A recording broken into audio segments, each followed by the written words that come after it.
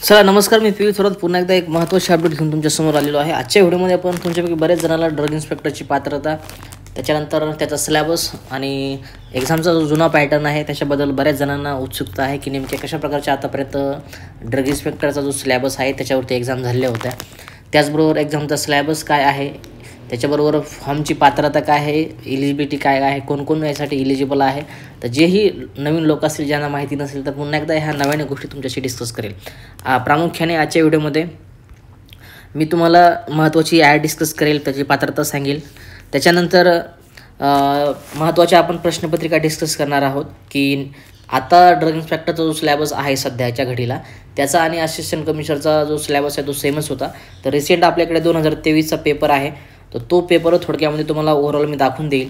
त्याचबरोबर ड्रग इन्स्पेक्टरच्या जो एक्झाम आहे त्याच्यानुसार आतापर्यंत जेवढ्याही एक्झाम झाल्या होत्या महाराष्ट्रामध्ये तर त्या आपल्या पुस्तकात टाकल्या आहेत। तर त्याच्यासुद्धा एक सॅम्पल म्हणून मी तुम्हाला 2 प्रश्नपत्रिका ज्या 2000 इथं बघू शकता तुम्ही 2014ला 2008ला अशा प्रकारे 2 एक्झाम ड्रग इन्स्पेक्टरच्या, असिस्टंट कमिशनरची 2012ला आणि आत्ताच्या घडीला 2023ची असिस्टंट कमिशनरची एक्झाम, अशा जवळपास आपल्याकडे 4 पेपर आणि 4 प्रश्नपत्रिका डिटेल ॲनालिसिस करण्यासाठी अवेलेबल आहेत। या पुस्तकात तुम्हाला माहिती आहे ड्रग इन्स्पेक्टरच्या आपल्या सर्व जेवढे महत्त्वाचे असतील ते एक्झाम तेवढ्या कव्हर केलेल्या आहेत। तर त्याचा आपण आढावा या प्रश्नपत्रिकेत किंवा या व्हिडिओमध्ये घेणार आहोत। त्याच्यानंतर एक्झामच्या सिलेबसबद्दल चर्चा करूया। जुना जो पॅटर्न होता, नवा जो सध्याचा रिसेंट पॅटर्न आहे तो कशा प्रकारचा पॅटर्न, सगळ्या महत्त्वाच्या गोष्टी आणि सगळे तुमच्या मनातील डाऊट जेवढे पॉसिबल होतील तेवढे क्लिअर करायचा आजच्या व्हिडिओमध्ये प्रयत्न करेल। तर चालू करूयात आजच्या व्हिडिओला। व्हिडिओ चालू करण्याच्या पहिले जर तुम्ही ड्रग इन्स्पेक्टर एक्झामसाठी प्रिपेअर करत असाल तर हे तुम्ही चॅनल चेक करून घेऊ शकता। ड्रग इन्स्पेक्टर एक्झामसाठी आपलं एक महत्त्वाचं चॅनल आहे आणि त्याचं नाव तुम्ही चेक करू शकता, ड्रग इन्स्पेक्टर एक्झाम्स म्हणून। महाराष्ट्रातील महत्त्वाचं चॅनल ज्याच्यामध्ये आपण ड्रग इन्स्पेक्टर रिलेटेड जेवढाही महत्त्वाचा कंटेंट असतो तो तेवढं आपण तुमच्याशी मी शेअर करत असतो।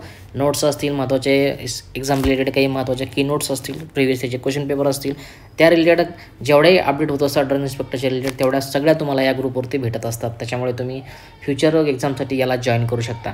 फार्मा एक्झामसाठी सर्वांना माहिती आहे ॲडेल फार्मसी कोचिंग हे आपलं टेलिग्रामचं चॅनल आहे। सर्व exam state government, central government, भारतात जेवढ्याही एक्झाम फार्मा रिलेटेड होत असतात त्याच्या सर्व अपडेट तुम्हाला इथे भेटत असतात। हे 2 महत्त्वाचे चॅनल आणि पियुष थोरात मराठी तुम्हाला माहिती आहे। पुढच्या एक्झामसाठी तुम्ही इथे मला जॉईन करू शकता। तर चालू करूयात आजच्या व्हिडिओला। बघू शकता तुम्ही अशा प्रकारची जुनी ही ॲड होती, याच्यावरती तुम्हाला मी चर्चा केलेली आहे। जे लोक नवीन असतील, ज्यांना आता ड्रग इन्स्पेक्टरच्या एक्झामसाठी प्रिपेअर करायचं आहे तर त्या लोकांसाठी महत्त्वाचे अपडेट ठरणार आहे। जवळपास 87 जागा जुन्या ॲडव्हर्टाइजमेंटमध्ये होत्या, आता नवीन जवळपास 109 जागेचं जे मागणीपत्रक आहे ते आयोगाकडे पोहोचलेलं आहे। तर त्याच्यावरती ह्याच व्हॅकन्सी अपडेट ठेवून जवळपास 109 जागेची व्हॅकन्सी आपल्याला येणाऱ्या काही दिवसांमध्ये बघायला मिळेल।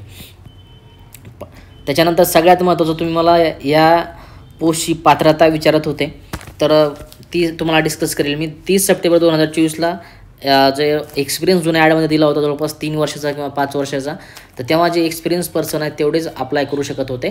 तर 2024ला याच्यावरती स्टे आला आणि तात्पुरती जी ॲड आहे ती रद्द करण्यात आली होती, हे ते नोटिफिकेशन आहे। सर्व ज्या गोष्टी ऑफिशियली घडत असतात त्या तुम्हाला मी याच्यामध्ये व्हिडिओमध्ये एक्सप्लेन करायचा प्रयत्न करत असतो। त्याच्यानंतर नवीन आता जर क्रायटेरियाचा जर आपण विचार करायचा जर बघितला तर बी फार्मसी ज्यांचं झालेलं आहे आणि त्यांना कुठलाही एक्सपिरियन्स जरी नसेल तरी हे तुम्ही ड्रग इन्स्पेक्टरची प्रिपरेशन स्टार्ट करू शकता। ज्यांचं एम फार्मसी झालेलं आहे त्यांनासुद्धा एक्सपिरियन्सची गरज नाही, म्हणजे थोडक्यात सांगायचं झालं तर फ्रेशर विद्यार्थी ज्यांचं की कंप्लिटेड झालेलं आहे एज्युकेशन, म्हणजे डिग्री बी फार्मसी 4 वर्षाची किंवा तुमचं एम फार्मसी झालेलं पाहिजे, तुम्ही एक रजिस्टर्ड फार्मासिस्ट असायला हवेत। लक्षात ते आता बऱ्याच जणांना कन्फ्युजन असतं की मी बी फार्म 3rd इयरला आहे, मी बी फार्म फायनल इयरला आहे, माझे जवळपास 1 महिना उरलेला आहे, 2 महिने उरलेले आहेत। तर मी काय सांगतो लक्षात ठेवा, फक्त जे विद्यार्थी पासआउट झालेले आहेत, ज्यांची डिग्री कंप्लीट आहे सध्याच्या घडीला, ज्यांचं बी फार्मसी एम फार्मसी कंप्लीट आहे, असे सर्व विद्यार्थी विदाऊट एनी एक्सपिरियन्स या पोस्टसाठी तुम्ही ॲप्लिकेशन करू शकता। या पोस्टसाठी तुम्ही इलिजिबल आहात, आजच्यापासूनच तुम्ही या एक्झामसाठी प्रिपरेशन स्टार्ट करू शकता। तर लक्षात येते पात्रता कळली तुम्हाला। बाकी वयोमर्यादावर भरपूर अशामध्ये 30, 40, 45 वर्षापर्यंत वयोमर्यादा आपल्याला बघायला भेटते। मिनिमम 18 वर्षापासून तर मिनिमम 40-45 वर्षापर्यंत आपण या सर्व पोस्टसाठी किंवा ड्रग इन्स्पेक्टरच्या एक्झामसाठी आपण प्रिपरेशन करू शकतो। बाकी जेव्हा काही याची महत्त्वाची अपडेट येईल तेव्हा मी तुम्हाला सर्व गोष्टी त्याच्यासाठी ज्या लागणार आहेत आपल्यासाठी त्या मी तुम्हाला डिस्कस केली। तर बघू शकता तुम्ही थोडक्यामध्ये 18 वर्ष खुल्या वर्गासाठी 35 वर्ष, मागास वर्गासाठी 40 वर्ष, त्याच्यानंतर खेळाडूसाठी कमाल राखीव म्हणजे 40 वर्ष आणि अनाथमध्ये किंवा मागासवर्गीय 43 वर्ष, माजी सैनिकासाठी आणीबाणी बाकी खुला राखीवसाठी 3 वर्ष एक्स्ट्रा दिले आणि फिजिकली चॅलेंज पर्सनसाठी सांगितल्याप्रमाणे 45 वर्ष. म्हणजे ओव्हरऑल जर आपण वयाचा विचार केला तर 18 वर्षापासून तर मॅक्झिमम 45 वर्षापर्यंत. आता त्याच्यामध्ये स्पेसिफिक कॅटेगरी दिला तर ओपनचा आपण विचार केला तर 35 वर्ष समजा, म्हणजे 18 ते 35 वर्षापर्यंत कोणीही कॅटेगरी नॉन कॅटेगरीचे विद्यार्थी या पोस्टसाठी ड्रग इन्स्पेक्टरच्या एक्झामसाठी आत्तापासूनच प्रिपरेशन करू शकतात. कुठेही वेळ न घालवता तुम्ही जरी फ्रेशर असाल तरी तुम्ही आजच्या डेपासून एक्झामचं प्रिपरेशन करू शकता. लक्षात आलं. तर ह्या 2 महत्त्वाच्या गोष्टी तुमच्याशी मी डिस्कस केल्या. पात्रता कळली आपल्याला, एज लिमिट कळलं, कोण कोण प्रिपरेशन करू शकतो, डिग्री काय लागते, ह्या सर्व गोष्टी तुमच्याशी मी क्लिअर केल्या. आता त्याच्यानंतर आपण तुमच्याशी मी डिस्कस करेल थोडक्यामध्ये एक्झामचा जो सिलेबस काय आहे सध्याच्या घडीला ड्रग इन्स्पेक्टरचा, तर तो तुमच्याशी मी डिस्कस करेल. वर बघू शकता drug inspector, food and drug administration group B, medical education and drug department, अशा प्रकारचा पूर्ण हा सिलेबस सध्याच्या घडीला चेंज करण्यात आलेला नाही. आणि सिलेबस जर चेंज झाला त्याच्यानंतर मी तुम्हाला अपडेट तशी देईलच, पण सध्याच्या घडीला जो सिलेबस आहे तो आपल्याला टोन पाहत असणं गरजेचं आहे.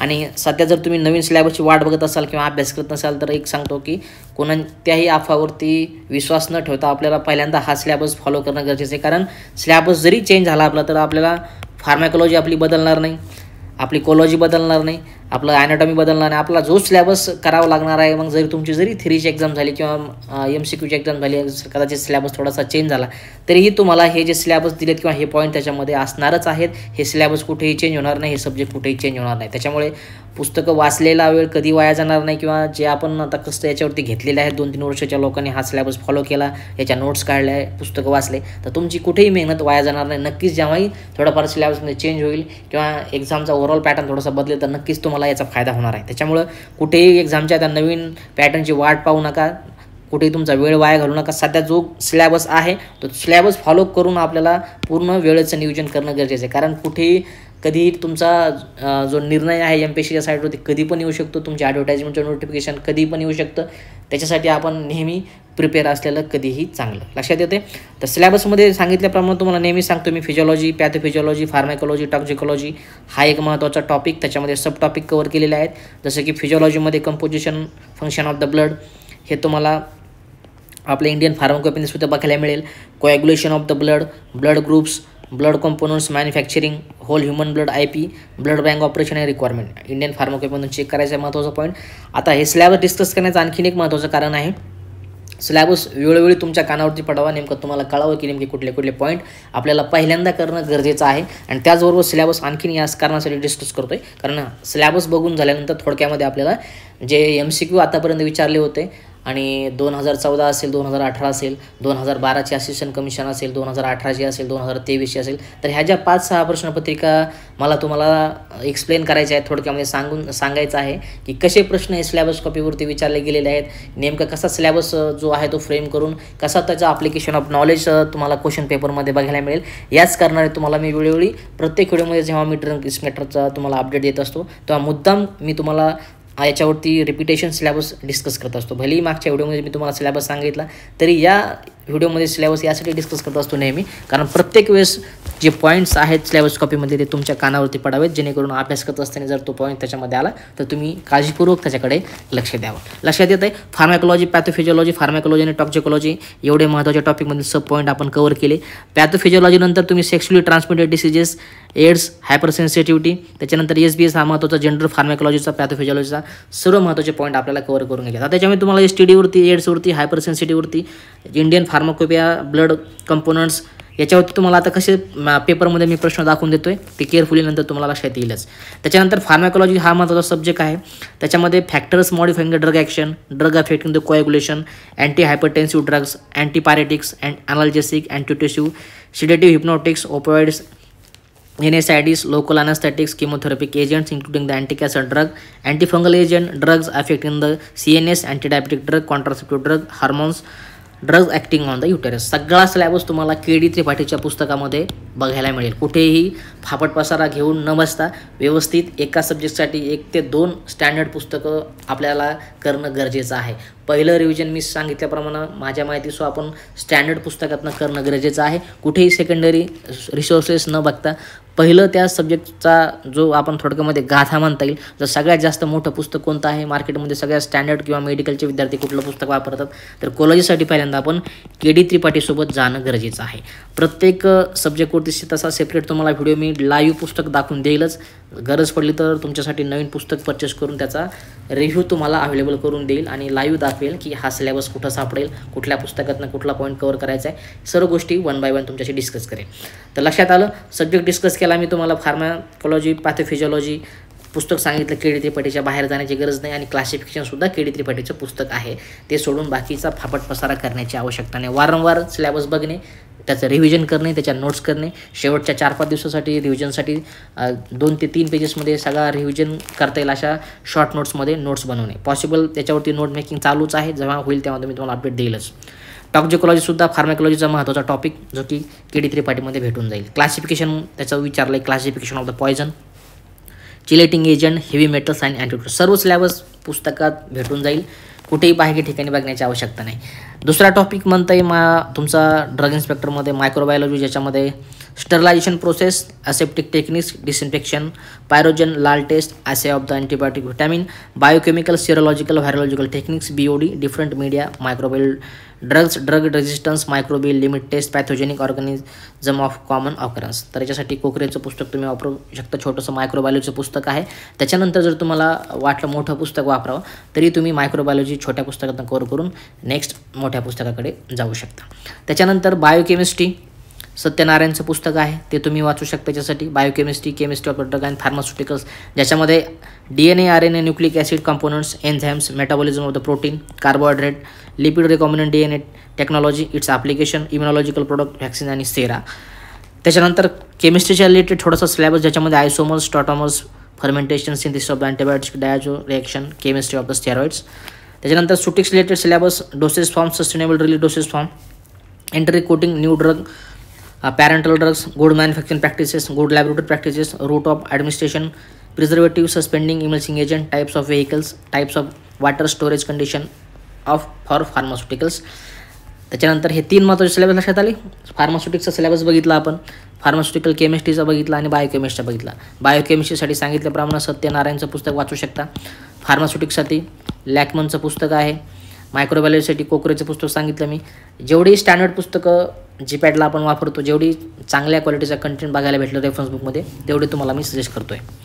त्याच्यानंतर नेक्स्ट टॉपिक बघू शकता 3.4 नंबरचा, ज्याच्यामध्ये आपल्याला फार्मास्युटिकल ॲनालिसिसचा महत्त्वाचा काही टॉपिक्स बघायला भेटतात, जसं की principle and application of the analysis, EV spectra, IR, HPLC, GLC, atomic absorption, HPTLC, LCMS, limit test, heavy metals, devices and suture. अशा प्रकारचा महत्त्वाचा फार्मास्युटिकल ॲनालिसिसचा सिलेबस तुम्ही बघू शकता ड्रग इन्स्पेक्टरच्या एक्झाममध्ये. याच्यामध्ये तुम्ही जे क्रोमॅटोग्राफीसाठी आणखीन एक वेगळं पुस्तक आहे आणि मला वाटतं जे मेन आपलं ॲनालिसिस आहे त्याच्यासाठी एक वेगळं पुस्तक आहे. तर याच्यावरती तुम्हाला मी सेपरेट व्हिडिओ देईलच. ते पुस्तक सध्या आठवत नाही मला. दोन्ही पुस्तकं जे आहेत ते ॲनालिसिसचे ते नेक्स्ट व्हिडिओमध्ये तुमच्याशी मी डिस्कस करेन. त्याच्यानंतर सर्जिकल, मेडिकल सुचर, हॉस्पिटल आणि क्लिनिकल फार्माकोलॉजीचा महत्त्वाचा टॉपिक्स, जे की तुम्ही health education, community pharmacy, social pharmacy, जे की आता नव्याने अपडेट झालेला आहे सिलेबस, त्याच्यामध्ये निराली पब्लिकेशनचे कोणतेही छोटे पुस्तकं तुम्ही घेऊ शकता. यादव आणि विषय जे ऑथर आहेत त्यांचे पब्लिकेशन किंवा जे ऑथर आहेत त्यांचे बुक तुम्ही यूज करू शकता. त्याच्यानंतर law, DCC, DT, AB, misbranded, standard, spurious, adulterated drugs, definition of government analyst duties, drug power, procedure, definition, schedule, त्याच्यामध्ये MYQ. जरी शेड्यूल एवढे दिले असेल तरी सर्व शेड्यूल आपल्यासाठी करणं गरजेचं आहे. आता हा 3.6 नंबरचा सिलेबस आपल्यासाठी यासाठी महत्त्वाचा आहे. याच्यात 2 महत्त्वाच्या गोष्टी, कारण ड्रग इन्स्पेक्टरची पोस्ट आहे म्हटल्यानंतर फार्मास्युटिकल ज्युरिस्प्रुडन्स आपल्यासाठी महत्त्वाचा ठरेल थेरीमध्ये सुद्धा.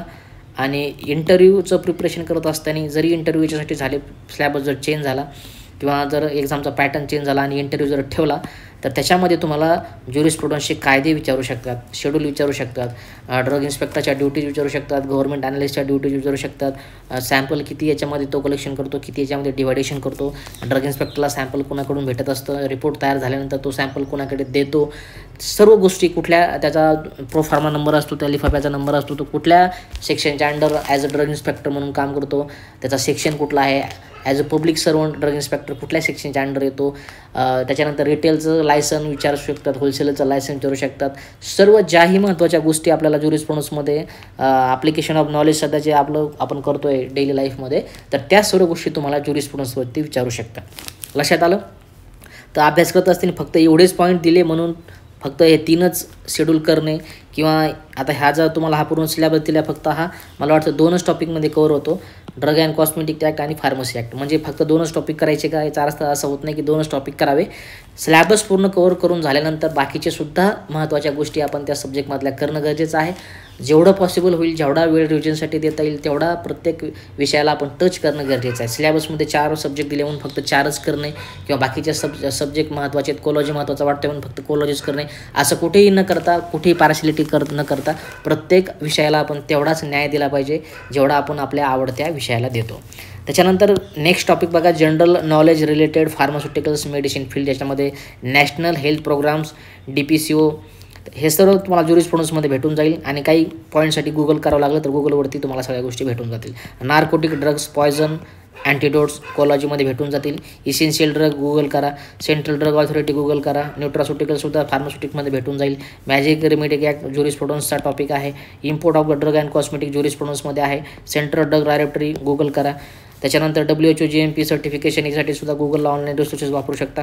करंट इव्हेंट, जेवढी फार्मा रिलेटेड करंट इव्हेंट महत्त्वाचे होतील तेवढे आपण वाचणं गरजेचं आहे. कोणतंही एक करंट अफेअरचं पुस्तक मार्केटमधून घ्या, त्याच्यामध्ये शेवटच्याला 3 ते 4 पेजेस ह्या सायन्सवरती असतात, तेवढे पेजेस आपल्यासाठी सफिशियंट आहेत. त्याच्यानंतर consumer protection act, right to information act, हे महत्त्वाचे 2. त्याच्यानंतर इंटेलिजन्स टेस्टमध्ये 4-5 प्रश्न हे मॅथ, रिजनिंग किंवा डायग्राम रिलेटेड असतील, ते सोपे असतात, त्याच्यासाठी जास्त टेन्शन घेण्याची आवश्यकता नाही. त्याच्यावरती ते 4-5 प्रश्न इंटेलिजन्स टेस्टवरती विचारले जातील. तर असा 2015 पासून जो सिलेबस आहे आपला ड्रग इन्स्पेक्टर एक्झामचा, तर तो आपण डिस्कस केलेला आहे.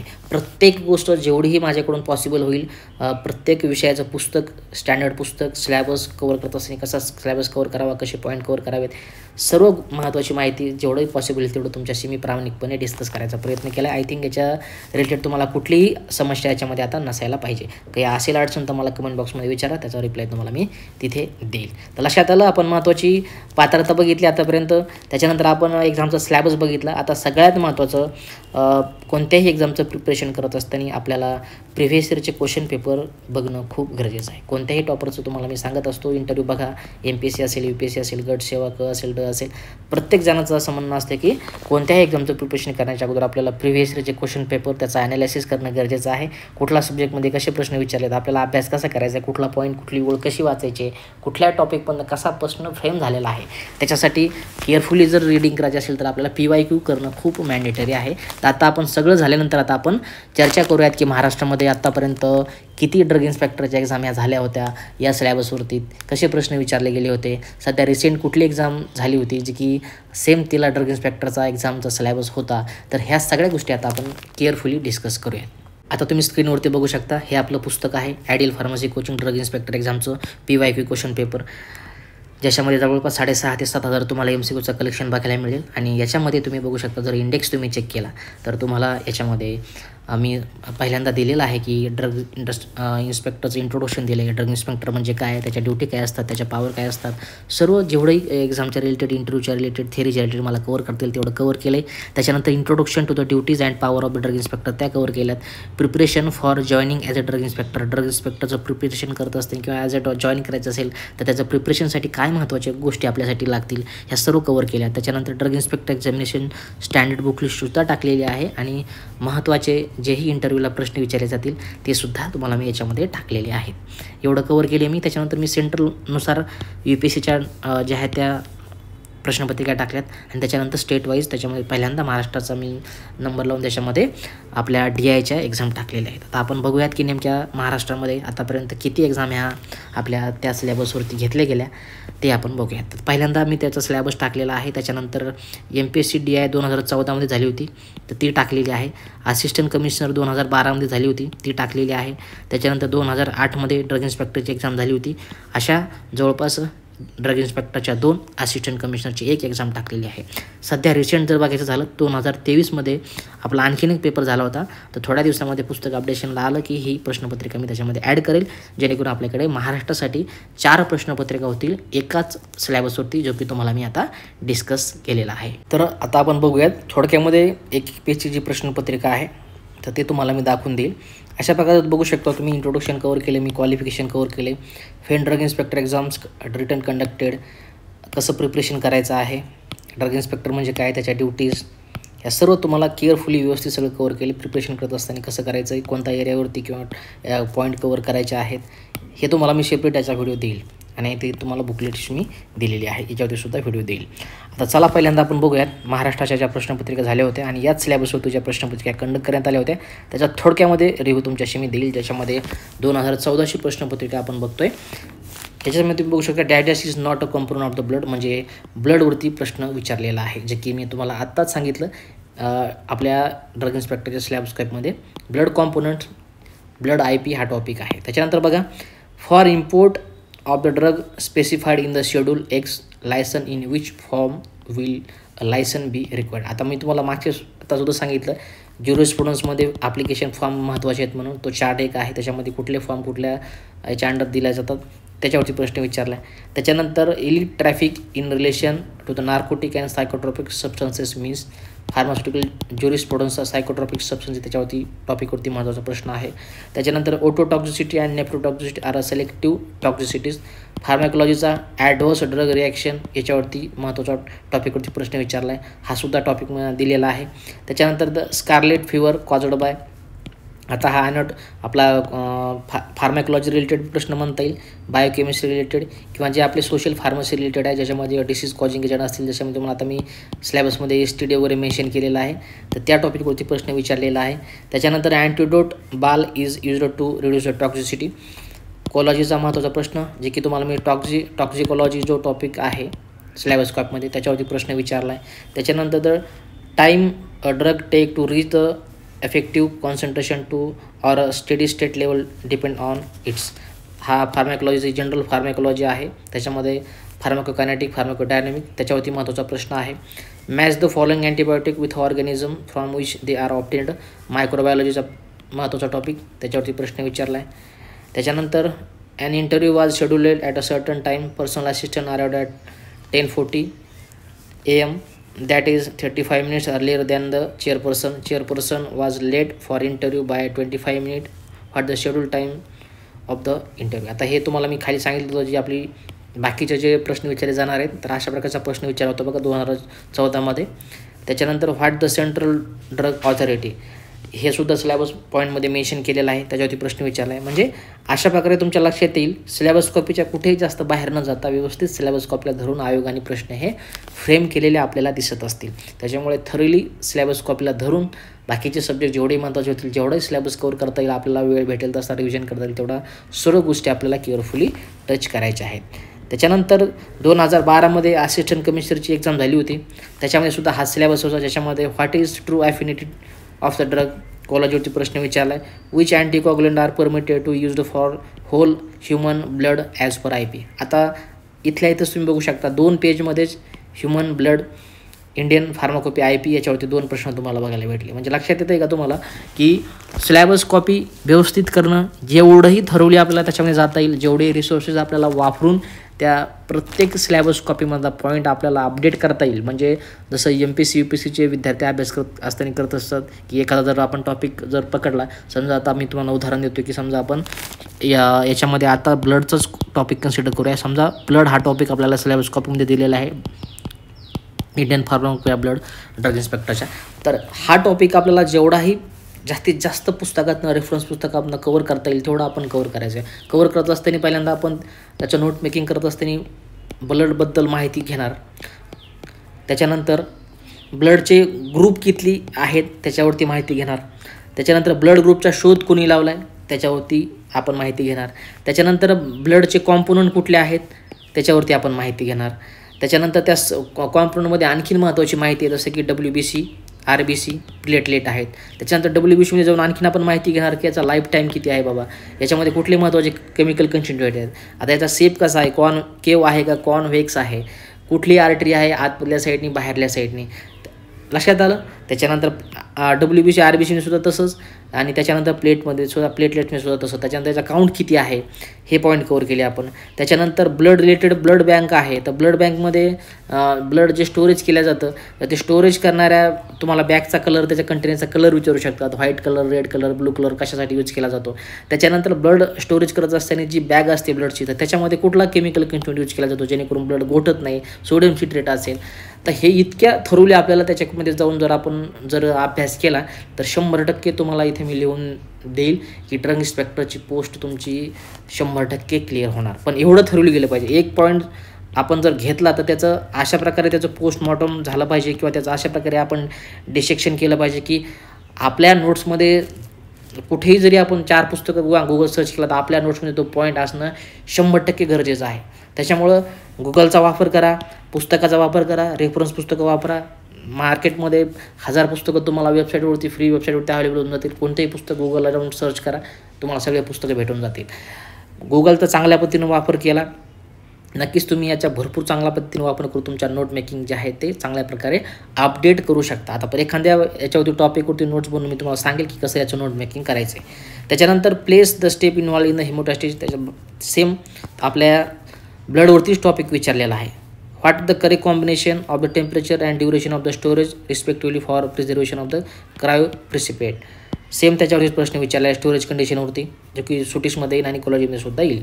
What is the maximum volume of the blood advise to donate within the consecutive period of the 12 month. लक्षात येते का? आता हे बघा, तुम्हाला मी जसं सांगितलं की ब्लडला किती प्रकारे आपल्याला त्याचं डिसेक्शन करायचं. आता इथं पॉईंटमध्ये कसा किती छान प्रश्न बनवलेला बघा की what is the maximum volume of the blood advise to be donated within a consecutive period of the 12 month. म्हणजे 12 महिन्यामध्ये नॉर्मल माणूस किती ब्लड हे डोनेट करू शकतो थोडक्यामध्ये. म्हणजे किती छान प्रश्न आपल्या फक्त ब्लड टॉपिकवरती विचारला बघा, जेणेकरून जर आपण व्यवस्थित स्ट्रेट फॉरवर्ड जर अभ्यास करत असलो तर आपल्याला कुठेही लक्षात येणार नाही की हे अशा पद्धतीनं याची मेकिंग होऊ शकते. पण लक्षात घ्या, MPSCचा पेपर आहे, कोणीही याला आपण सिरियसपणे घेणं गरजेचं आहे. कुठल्याही तरी आपल्या गटच्या एक्झामसारखा हा स्ट्रेट फॉरवर्ड प्रश्नपत्रिका नसणार आहे, लक्षात ठेवायचं आपल्याला. त्याच्यामुळे वेळोवेळी तुम्हाला सांगतोय प्रश्नपत्रिकेचं ॲनालिसिस करा, नेमकं तुम्हाला कळेल की किती हार्डनेसपर्यंत, किती खोलापर्यंत MPSC मागच्या प्रिव्हियस इयरच्या क्वेश्चन पेपरमध्ये गेली होती. आता मला ब्लडवरती जर नुसतं आपण कॉमन वेने जर नोट मेकिंग केलं तर आपण ब्लडमध्ये काय करणार, ब्लडचे कॉम्पोनंट करू, त्याच्यामध्ये सब टॉपिक WBC RBC करू, त्याचा लाईफ स्पॅन करू. ह्या एवढ्या गोष्टी आपण स्ट्रेट फॉरवर्ड करू शकतो. पण जास्त डिटेलमध्ये आपल्याला करायचं असेल तर मी सांगितल्याप्रमाणे तुम्हाला त्याची लायब्ररी स्टोरेज कंडिशन करा, सांगितलं तुम्हाला मी, ब्लड बँक करा, त्याच्यामध्ये आणखी डिटेलमध्ये घुसा. पण हे आपल्याला करत असताना PYQ करणं गरजेचं आहे. जसे की हा प्रश्न सांगितला आहे की ऑन एन ॲव्हरेज 12 महिन्यामध्ये एक नॉर्मल माणूस किती लिटर ब्लड हे डोनेट करू शकतो. त्याच्यानंतर which chemical is released by the platelets when they adhere to damage the wall. हा सुद्धा कॉलेजचा महत्त्वाचा प्रश्न जो तुम्हाला ब्लडच्याच कॉम्पोनंटमध्ये WBC RBCमध्ये भेटून जाईल. How many types of antigen have been detected on the surface of the red blood cell. तर लक्षात आलं. आता हा प्रश्न तुम्हाला मी कसा डिकोड करून सांगतो बघा. 7 नंबरचा ब्लडमध्ये गेलो आपण. ब्लडमध्ये गेल्यानंतर आपण ब्लडचे कॉम्पोनंट बघितले, WBC RBC आणि प्लेटलेट्स. त्याच्यानंतर त्याच्यामध्ये आपण ब्लडमध्ये आणखी आतमध्ये घुसलो, आपण ब्लडचे ग्रुप बघितले. त्याच्यानंतर ब्लड ग्रुप कोणी शोधून काढले ते बघितले आपण, किती ब्लड ग्रुप आहेत आपण ते बघितले. आणि त्याच्यानंतर कुठल्या ब्लड ग्रुपवरती कुठला अँटीजन असतो हे आपल्याला कोणत्या ॲनाटॉमीच्या पुस्तकात सापडून जाईल, किंवा MPSC करत असाल तर तुम्हाला भस्केचं पुस्तक माहिती आहे.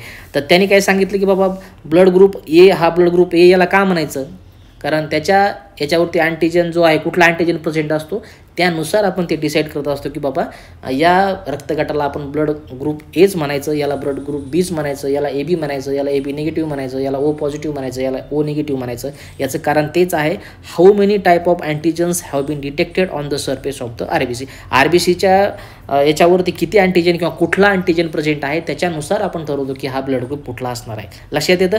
अशा प्रकारचं तुम्हाला थोरली जाऊन याचा सिलेबस किंवा नोट मेकिंग करावं लागेल, तेव्हा आपली पोस्ट 100% क्लिअर होईल. In which disease type 4 hypersensitivity reaction causes chronic intestinal inflammation and obstruction. कोलॉजीवरतीच प्रश्न आहे. ज्या बी ॲडव्हर्ट ड्रग रिॲक्शनचे टाईप्स आहेत 1 पासून तर 4 पर्यंत, त्याच्यावरती प्रश्न फेम झालेला आहे.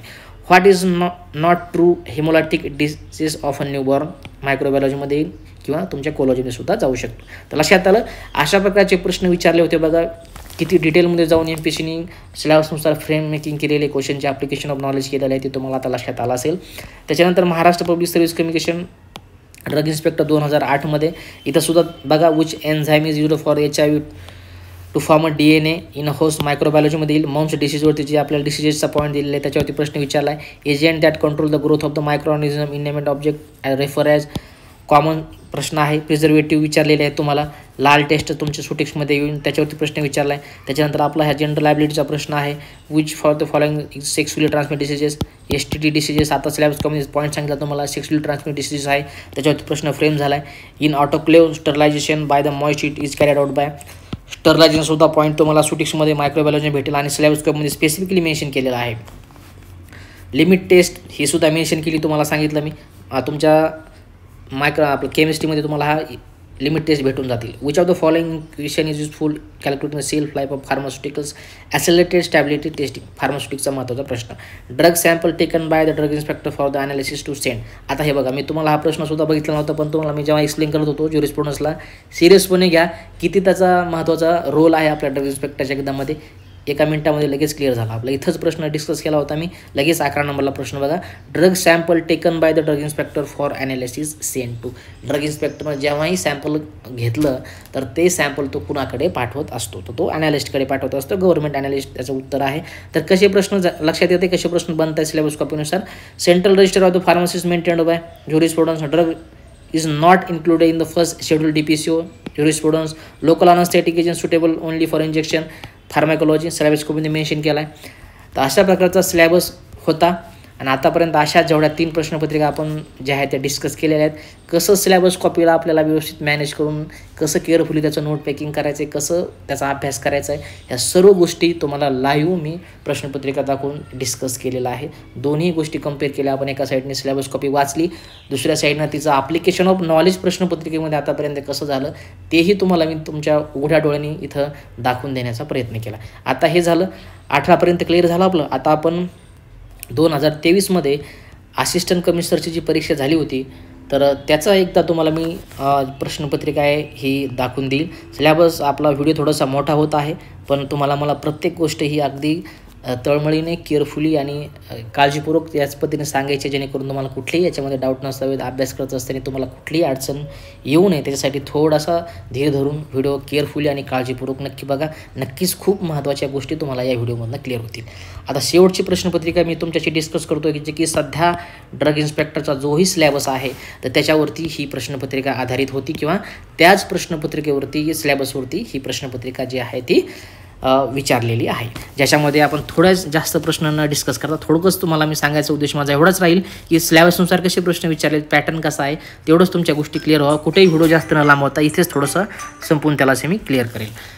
तर चालू करूयात. पहिला प्रश्न आहे बघा. Substance involve in the control of a platelet production. Same तोच सांगितल्याप्रमाणे ब्लड कॉम्पोनंट्सवरती प्रश्न विचारला. ब्लडमध्ये डिटेलमध्ये गेली तर प्लेटलेट्स आणि त्याच्या रिलेटेड प्रश्न झालेला आहे. Plasma from which the clotting factors are removed. ब्लडवरतीच क्लॉटिंग फॅक्टरवरती प्रश्न विचारला. सिलेबस कॉपीमध्ये मेन्शन केले. Vitamin K is essential for the synthesis of the following factor accept.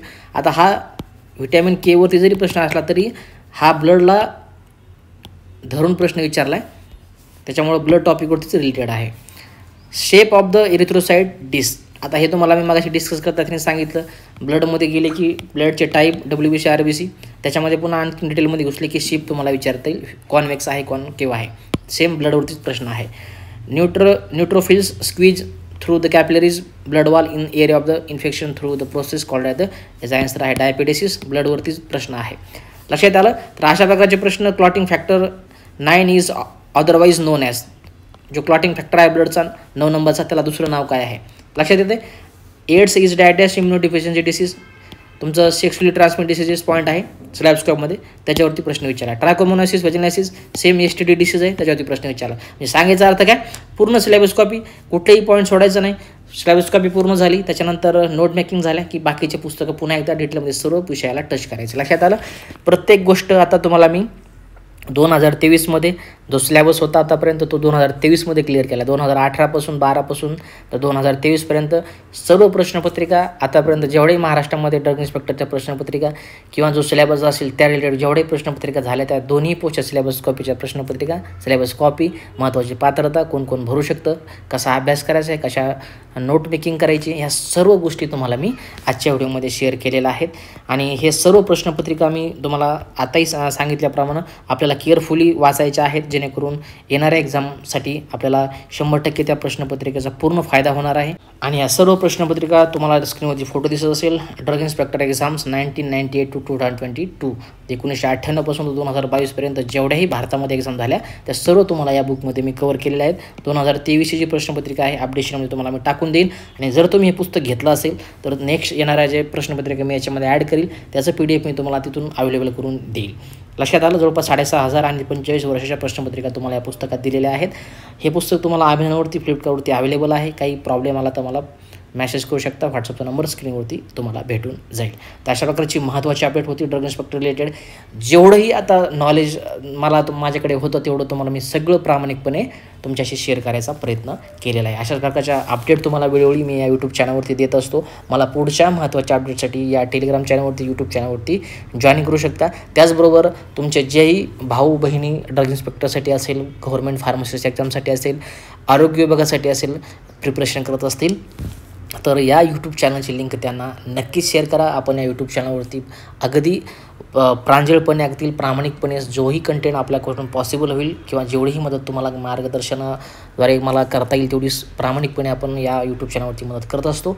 पुढच्या महत्त्वाच्या अपडेटसाठी तुम्ही सर्व मला या ठिकाणी सबस्क्राईब करू शकता. तर याच्याकडे फक्त एवढंच. भेटूया काय पुढच्या महत्त्वाच्या अपडेटसोबत. तोपर्यंत तुमची काळजी घ्या आणि अभ्यास करा. जय हिंद, वंदे मातरम.